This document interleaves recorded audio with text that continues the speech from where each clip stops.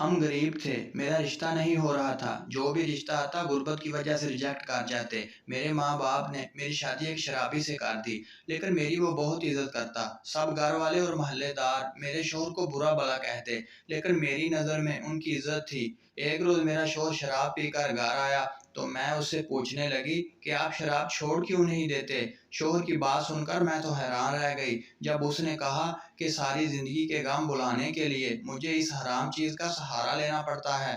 میں نے اپنے شوہر کو بہت سمجھایا کہ نماز پڑھا کرو، سب ٹھیک ہو جائے گا۔ وہ اکثر مجھے نماز پڑھتے دیکھتا تو پھوٹ پھوٹ کر رونے لگ جاتا۔